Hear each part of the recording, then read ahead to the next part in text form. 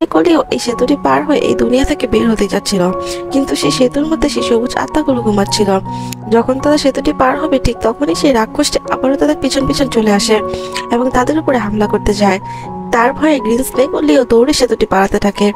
ঠিক তখনই সেই সবুজ আত্মাগুলো জেগে ওঠে। একটি আত্মা সেই রাক্ষসটিকে কামড়ে দেয় এবং সেই রাক্ষসটিও সবুজ আত্মাতে পরিণত হতে থাকে। এইদিকে সেতুটি ভাঙার উপক্রম হচ্ছিল। গ্রিন স্নেক ও লিও দৌড়ে এই দুনিয়া থেকে বের হতেই যাবে।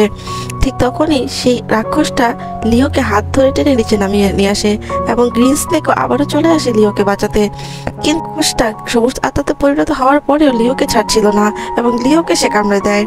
তখন লিও চাইলেই সে আত্মাটাকে মেরে বের হতে পারতো। সে রিস্ক নিতে চাচ্ছিল না, এতে যদি গ্রিন স্নেকের কোনো সমস্যা হয়, তাই সে এই কাজটা করে না এবং তাই সে তার নিজের বাঁশিটি গ্রিন স্নেককে দিয়ে বলে সে যেন এই দুনিয়া থেকে বের হয়ে যায়। এই লিও সবুজ আত্মাতে পরিণত হয় এবং সেখানেই মারা যায়।